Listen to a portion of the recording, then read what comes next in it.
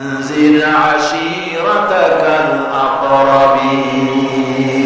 নিকটবর্তী যারা আছে তাদেরকে তুমি আল্লাহর ভয় দেখাও। নামাজের জন্য তাদেরকে বলো আল্লাহর ভয় তাদের অন্তঃকরণের মধ্যে সৃষ্টি করে দাও। এই নামাজ পড়তে হবে জামাতের সাথে। নামাজ পড়তে হবে কিসের সাথে? জামাতের সাথে। রাসূল করিম সাল্লাল্লাহু আলাইহি ওয়াসাল্লাম বলেছেন, হুজুরের কাছে আল্লাহর নবীর কাছে হযরত আবু হুরায়রা রাদিয়াল্লাহু তাআলা আনহু হাদিসটি বর্ণনা করেছেন। হুজুরের কাছে একজন অন্ধ লোক এলো। সে অন্ধ লোক এসে বললেন, হুজুর আমি তো চোখে দেখি না, জামাতের যে গুরুত্বের কথা আপনি বললেন, আমাকে কি রুখসত দেওয়া যায় নাকি? আমি অনেক সময় সাথী সঙ্গী পাই না, আমাকে কি রুখসত দেওয়া যায় নাকি? হুজুর বললেন, হ্যাঁ তোমাকে রুখসত দেওয়া গেল। অন্ধ যখন হেঁটে যাচ্ছিলেন, নবী তাকে আবার ডাকলেন, ডেকে জিজ্ঞেস করলেন, অন্ধ নামাজের মসজিদের আজান কি তোমার কানে যায়? বলে আমি আজান শুনি। হুজুর বললেন, আজানের জবাব দিবা, মসজিদে এসে জামাতে নামাজ পড়বা। একজন অন্ধকে রুখসত দেওয়া হয় নাই। মসজিদে আজান শোনার পর ঘরে বসে যদি নামাজ আদায় করেন, নামাজের হক আদায় হবে না। হুজুর সাল্লাল্লাহু আলাইহি ওয়াসাল্লাম বলেছেন, মসজিদে আজান হওয়ার পর যে ব্যক্তি ঘরে বসে নামাজ পড়ে, আমার ইচ্ছা হয় ঘরটা আগুন দিয়ে জ্বালাই দেয়। কে বলতেছেন? রাহমাতুল লিল আলামিন, রাহমাতুল লিল আলামিন বলতেছেন। ঘরের মধ্যে যদি মেয়ে লোক আর বাচ্চারা যদি না থাকতো, তাহলে আমার ইচ্ছা হয় আমি বলি আগুন দিয়ে ঘরটারে জ্বালায় দাও। এই ঘরের মহব্বতেই তো সে বাইর হয় না। নামাজের এত বড় গুরুত্ব দেওয়া হয়েছে। আমার বন্ধুগণ, এই নামাজে জামাতে আল্লাহ নবী জীবনের শেষ নামাজ জামাতে আদায় করেছেন। জীবনের শেষ নামাজটাও জামাতে আদায় করলেন। তখন তার এমন অবস্থা, এত অসুস্থ, দাঁড়াতে পারেন না, হাঁটতে পারেন না। দুইজন সাহাবীর কাঁধের উপরে ভর করে তারপরে বহু কষ্ট করে মসজিদে গিয়ে নামাজ আদায় করেছেন। খুতবা দিয়েছেন। বললেন, খুতবা দিতে গিয়ে বললেন, আজ থেকে মসজিদে নববীর চতুর্দিকে সকলের দরজা বন্ধ হয়ে যাবে, শুধু আবু বকরের দরজাটা খোলা থাকবে। আল্লাহ নবী বললেন, আল্লাহ রাব্বুল আলামিন এই পৃথিবীতে তার এক বান্দাকে জাগতিক সব সম্পদ দিতে চেয়েছিলেন, কিন্তু সে বান্দা সব জাগতিক সম্পদকে উপেক্ষা করে মাবুদের সঙ্গে দেখা করা বেশি জরুরি, বেশি পছন্দ মনে করেছেন। এতটুকু কথা নবীজি বললেন, কেউ কিছু বুঝলো না। হযরত আবু বকর রাদিয়াল্লাহু তাআলা হুজুরের এই কথা শুনে কাঁদতে কাঁদতে তিনি অস্থির হয়ে যাচ্ছেন। সাহাবীরা চিন্তা করলেন, হুজুর কান্না কার কথা বলেছেন, তাতে কান্নার কি আছে? বয়োবৃদ্ধ, জ্ঞানবৃদ্ধ হযরত আবু বকর রাদিয়াল্লাহু তাআলা বুঝতে পেরেছেন, এই পৃথিবীর সব সম্পদ তো আল্লাহ হুজুরকে দিতে চেয়েছিলেন। তিনি সমস্ত সম্পদকে উপেক্ষা করে তার মাবুদের সঙ্গে দেখা করার জন্য প্রস্তুতি নিয়েছেন। তার মানে হলো আল্লাহ নবী বিদায় হয়ে যাবেন, আমরা নবী থেকে এতিম হয়ে যাব। নবীজি ঘরের মধ্যে প্রবেশ করলেন। প্রচন্ড জ্বর এলো। এই প্রচন্ড জ্বর নিয়ে তিনি শুয়ে আছেন, কখনো বেহুশ, কখনো হুশ। এর মধ্যে সারা জান হয়ে গেল। সাহাবীরা বহুক্ষণ অপেক্ষা করে হযরত আবু বকরের ইমামতিতে নামাজ শুরু করলেন। হুজুরের হুশ এলো। প্রশ্ন করলেন, আয়েশা রে, এখন কোন সময়? হযরত আয়েশা বলেন, ইয়া রাসূলুল্লাহ, মসজিদে নববীতে নামাজ শুরু হয়ে গেছে। সাহাবীরা অনেকক্ষণ অপেক্ষা করে আমার বাবার ইমামতিতে নামাজ পড়তেছে সবাই, কিন্তু সাহাবীরা কেঁদে কেঁদে নামাজের মধ্যেই কাঁদতে কাঁদতে অস্থির হয়ে যাচ্ছে। তাদের মনে ধারণা হয়েছে নবীজির পেছনে নামাজ পড়ার কিসমত থেকেই তারা মাহরুম হয়ে গেল। নবীজি বলেন, আয়েশা দরজা খুলে দাও আর আমার মাথাটা একটু উঁচু করে ধরো, আমি একটু নামাজের দৃশ্যটা দেখি। দরজা খুলে দেওয়া হলো, নবীজির মাথা উঁচু করে ধরা হলো। নামাজের জামাতের দৃশ্য দেখে নবীজি আবার শুয়ে পড়লেন। হযরত আয়েশা লক্ষ্য করে দেখেন নবীজির দুই চোখের কোণা দিয়ে পানি পড়তেছে। মা আয়েশা জিজ্ঞেস করেন, ইয়া রাসূলুল্লাহ, নামাজের দৃশ্য দেখে চোখে কেন পানি এলো? হুজুর বলেন, আয়েশা রে, এটা কোনো দুঃখের পানি নয়, এটা তৃপ্তির পানি। এই যে জামাত নামাজ পড়তেছে লোকেরা, এই জামাত কায়েমের জন্য তায়েফের ময়দানে অনেক রক্ত আমারও ঝরেছে, উহুদের ময়দানে দান্তার মুবারক শহীদ হয়েছে, সাহাবায়ে কেরাম জীবন দিয়েছে। এই যে জামাত আমি দেখতে পেলাম, ভবিষ্যতের একটা ছবি যেন চোখে ধরা পড়লো। আমার মনে হলো কিয়ামত পর্যন্ত এই পৃথিবীতে আমার যত উম্মত আসবে তারা এইভাবে করে জামাতে নামাজ আদায় করবে। নবীজি মাথার কাছে মালাকুল মউত যখন এসে গেছে, আমার ভাইরা, এই পৃথিবীতে যত নবীরা এসেছিলেন মৃত্যুর সময় সমস্ত নবীরা শেষ কথা যেটা বলেছেন, হাদিস, সমস্ত নবীরা উম্মতের জন্য মৃত্যুর মুহূর্তে শেষ কথা যেটা বলেছেন সেটা হলো আসসালাত, আসসালাত, নামাজ, নামাজ।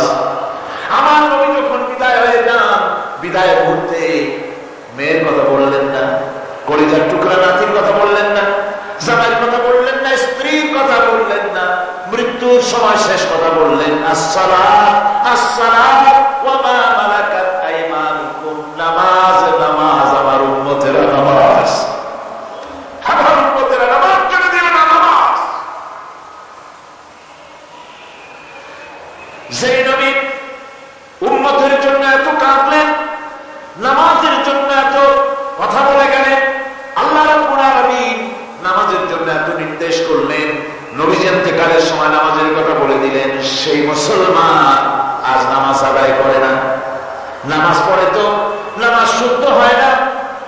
হযরত হুযায়ফা রাদিয়াল্লাহু তাআলা তিনি একবার ইয়েমেন সফর করেছিলেন, এক মসজিদে নামাজ পড়লেন, একজনকে তিনি নামাজ পড়তে দেখলেন, নামাজ পড়তে দেখে তিনি অপেক্ষা করলেন, লোকটা নামাজ হয়ে যাওয়ার পর তিনি প্রশ্ন করলেন, আল্লাহর বান্দা, তুমি কতদিন এরকমের নামাজ পড়তেছ?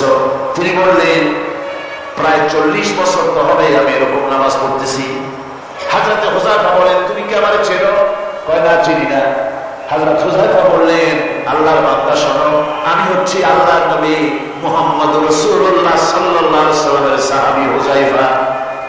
ও আল্লাহর বান্দা, তুমি যেভাবে নামাজ পড়েছো এইরকম যদি 40 বছর নামাজ পড়ে থাকো, আল্লাহর কসম করে বলি, নবীজি যে নামাজ শিখাইছেন তোমার সে নামাজ হয় নাই, রাসূলুল্লাহ নামাজ হয় নাই। নামাজ পড়লেই হবে না, রাসূলুল্লাহ বলেছেন, সাল্লু কামা রাআইতুমুনি উসাল্লি, নামাজ পড়ো সেইভাবে যেভাবে আমার করতে থাকো। বিশ্বাস করুন ভাইরা, নামাজ যদি না হয়, হরতাল করিয়া, মিছিল করিয়া, বিক্ষোভ করিয়া, যে কোনো আন্দোলন করে ইসলামকে বিজয়ী করা যাবে না যতক্ষণ পর্যন্ত নামাজ সহি না হবে। নামাজ হচ্ছে ফাউন্ডেশন, নামাজ নাই কিচ্ছু না। ঠুকঠাক করে দুটা সেজদা দিয়ে উঠে যাবেন, আপনার ইসলামী আন্দোলনের 4 পয়সার দাম নাই। নামাজ আগে, জিহাদের ময়দানেও নামাজ, যেখানে আছেন ওখানেই নামাজ পড়তে হবে, আর তা পড়তে হবে আদবের সাথে, মুহাব্বতের সাথে। আপনারা বিরক্ত হচ্ছেন না? হাদিস শরীফ থেকে শোনাচ্ছি, আল্লাহ নবী এক জিহাদ থেকে ফিরে এসেছেন, রাত কাটাচ্ছেন, শিবির তাঁবু গেড়েছে, কয়েকজনকে পাহারার দায়িত্ব দিলেন, রাতের বেলায় পাহারা দিতে। বাইরে উঠেছেন, 2 জন ঘুমাবে, 2 জন পাহারা দেবে। 2 জনের ভাগ্যে পাহারা পড়লো রাত 12টার পরে, পাহারা দিতেছেন। 2 জনের একজন বলল, 2 জন জেগে না থেকে আমরা একজন ঘুমাই, একজন পাহারা দেই, কোন অসুবিধা হলে আমার উঠাই দিও। বলে ঠিক আছে। একজন ঘুমায় গেল, একজন পাহারা দিতেছে। তিনি আবার মনে করলেন, খামোখা দাঁড়ায় না থেকে সময়টা নামাজের মধ্যে কাটায় দেই। তিনি নামাজ পড়া শুরু করে দিলেন। দুশমন এসে গেছে, দুশমন দূরে দেখতেছে, একটা গাছের মতো দেখা যায়, অন্ধকারে মানুষ না গাছ বোঝার জন্য তীর নিক্ষেপ করলো। সে তার বাম হাতের ভিতরে বাহুতে ঢুকে গেল, নামাজ ছাড়লেন না। এরপরে দুশমন আর একটা তীর মারলো, সেই তীরটার ডান বাহুতে লেগে গেল। সাহাবী তাড়াতাড়ি রুকুতে গিয়ে নামাজ আদায় করলেন। আর ওই দুশমন বুঝতে পারলো যেটা মানুষ। দুশমন দৌড় দিল, নামাজ শেষ করে সাথীকে উঠালেন। সাথী উঠে দেখে 2 দিকে 2 তীর বসানো। ভাই, তোমার গায়ে তীর কেন? বললেন, আপনি যখন ঘুমায় গেলেন আমি ভাবলাম খামোখা দাঁড়ায়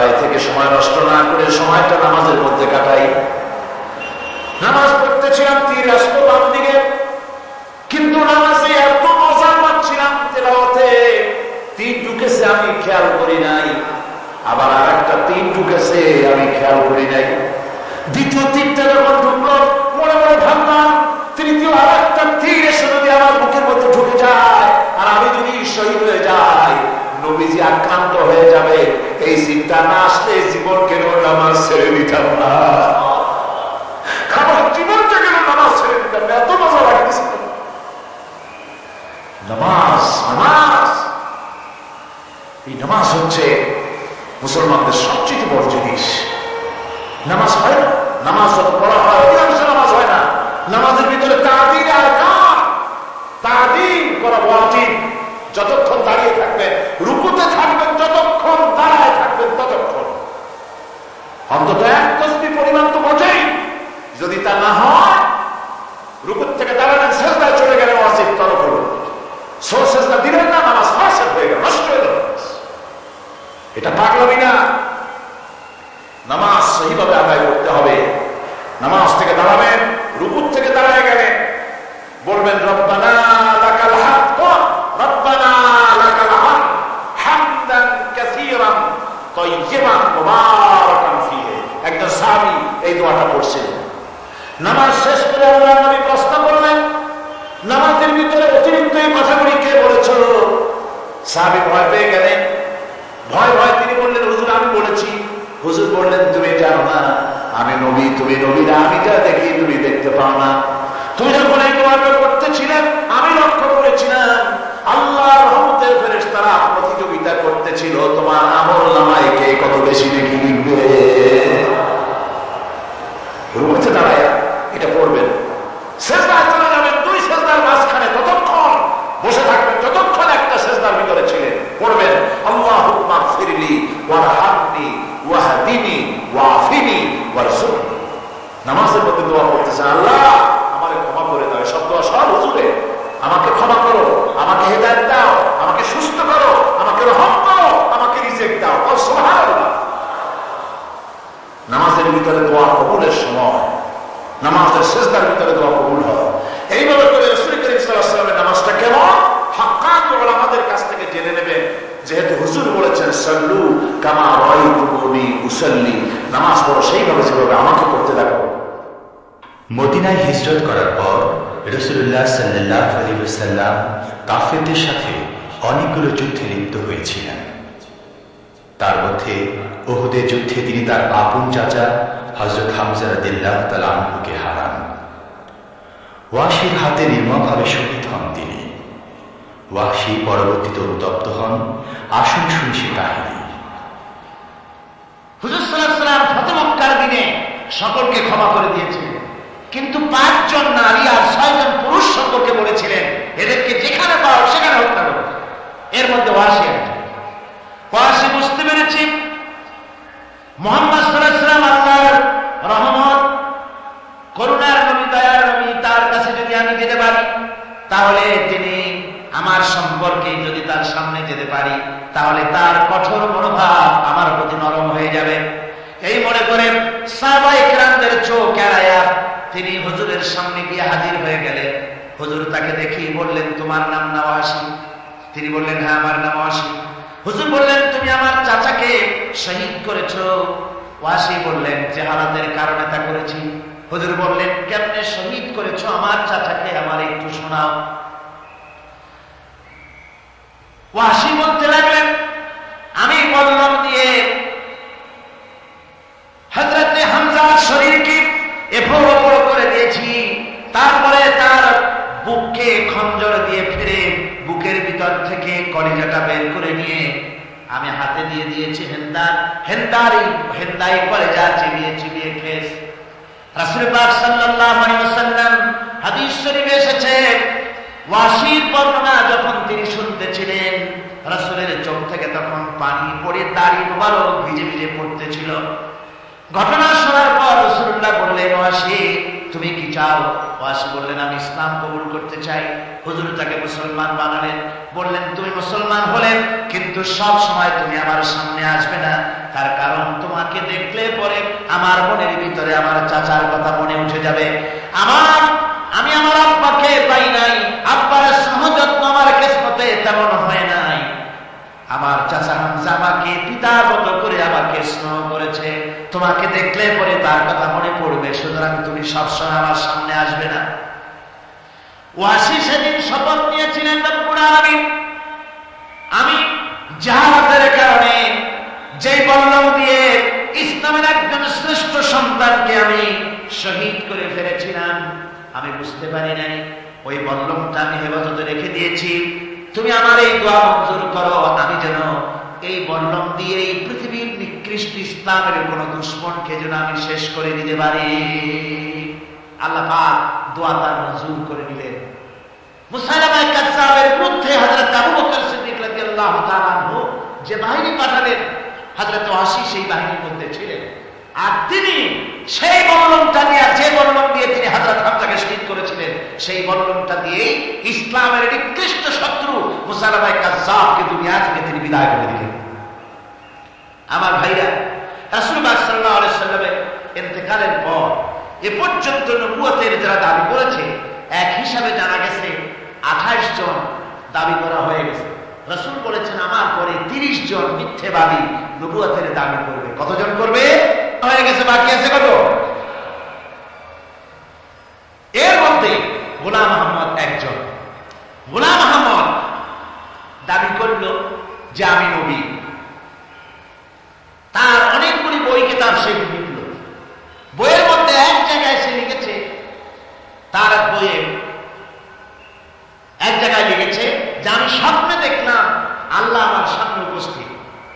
আল্লাহ আমার সামনে এসেছেন পুরুষের আকৃতিতে, আর আমি তখন স্বপ্নের ভিতরে আমি নিজেকে একজন নারীর মতোই মনে করলাম। স্বপ্নের ভেতরে আল্লাহ পাক পুরুষ হিসাবে আমাকে ব্যবহার করলেন। আমি স্বপ্নের মধ্যেই গর্ভবতী হলাম এবং স্বপ্নের ভিতরে আমি গোলাম আহমদ মসিহে রূপান্তরিত হয়ে গেলাম। নাউযুবিল্লাহি মিন যালিক। গোলাম আহমদ বলছে আল্লাহ পাক ওহীর মাধ্যমে আমাকে জানিয়েছেন, আল্লাহ আমাকে বলেছেন গোলাম আহমদ তুমি হচ্ছ আমার সন্তান তুল্য। নাউযুবিল্লাহি মিন যালিক। এইভাবে অসংখ্য মিথ্যে কথা দিয়ে বইপত্র রচনা করেছে। লোকেরা তার কাছে নবুয়তের প্রমাণ চাইছে। আসলে শরীয়তের বিধান হচ্ছে হুজুরের পরে যদি কেউ নবুয়তের দাবি করে, তাহলে তাকে সে নবী কিনা এর কোনো প্রমাণ তার কাছে চাওয়া জায়েজ নাই। যেহেতু প্রমাণ চাইতে গেলে বোঝা যায়, সন্দেহ হয় কিছুটা প্রমাণ দিতে পারলে তাহলে সে নবী হবে। কথা বুঝতে পেরেছেন? এই জন্য রাসূলের পরে যদি কেউ নবুয়তের দাবি করে, তাহলে তার কাছে নবুয়তের দাবির কোনো প্রমাণও চাওয়া যাইবে না। বিনা প্রমাণে রাসূলের পরে নবুয়তের দাবি যেই করবে সে কি হবে? জোরে বলেন কি হবে? কাফের হয়ে যাবে। দুনিয়ার সমস্ত উলামা, সমস্ত মুহাদ্দিস, সমস্ত মুফাসসির, দুনিয়ার সমস্ত মুফতি সব একমত, কোনো দ্বিমত নাই, গোলাম আহমদ কাদিয়ানী কাফের। তার অনুসারীরাও, তার জামানায় মাওলানা আতাউল্লাহ শাহ বুখারী রাহমাতুল্লাহ আলাইহি, তার সঙ্গে একটা বহস হলো। যেহেতু গোলাম আহমদ বলেছিল যে আমার এই 40 দিনের মধ্যে কেউ প্রতিবাদ করুক যেগুলি আমার ওহী নয়। হযরতে মাওলানা আতাউল্লাহ শাহ বুখারী রাহমাতুল্লাহ আলাইহি সেই যুগের একজন শ্রেষ্ঠ আলিম, তিনি বললেন আমি তোমার কাছে কোনো প্রমাণ চাই না তুমি নবী কিনা। আমি জানি তুমি মিথ্যেবাদী, তবে তোমাকে বলতে হবে তুমি এই শক্তি কোথায় পেলে। গোলাম আহমদ বলল কোরআন শরীফেই আছে আমার এই শক্তির উৎস। কোথায়? বলল যে এই যে আয়াতটা আমি আপনাদের সামনে তেলাওয়াত করেছি, ঈসা আলাইহিস সালামের ওই কথাই গোলাম আহমদ বলল যে হযরত ঈসা আমার সম্পর্কে বলেছেন ইয়াতি মিন বাদ ইসমুহু আহমদ, আমার পরে একজন নবী আসবেন, রাসূল আসবেন, তার নাম হবে আহমদ, আমি সেই আহমদ। মাওলানা আল্লাহ বুখারী বলছেন তোমার নাম তো আহমদ, তোমার নাম হচ্ছে গোলাম আহমদ। তার অর্থ হলো হযরত ঈসা আলাইহিস সালাম যে আহমদের কথা বলেছেন তুমি সেই আহমদের গোলাম। গোলাম আহমদ বললেন দেখুন আমার নামের প্রথম শব্দ গোলাম, এটা হচ্ছে আমার লকব। আমি আমার নামের লকবটা ছেড়ে দিলাম, বাদ দিয়ে দিলাম, আর ব্যবহার করবো না। তাহলে তো আমি আহমদ থাকি, আপনি তো আর আপত্তি করতে পারেন না। মাওলানা বুখারী বললেন নামের প্রথম শব্দ বাদ দেওয়া যদি জায়েজ হয়, তাহলে তোমার ফতোয়া দিয়ে বাদ দিয়ে দিলাম, আমার নাম আতা আল্লাহ, নামের প্রথম শব্দ আতা বাদ দিয়ে দিলাম। তো আতা যদি বাদ দেই তাহলে আল্লাহ হই, আর আল্লাহ হয়ে বলছি তোমার মতো গাধাকে নবুয়াত আমি দেই নাই। এরপর এই পৃথিবীর নিকৃষ্ট পাপী এই কাফেরের মৌত হলো কোথায়? জোরে বলেন, এই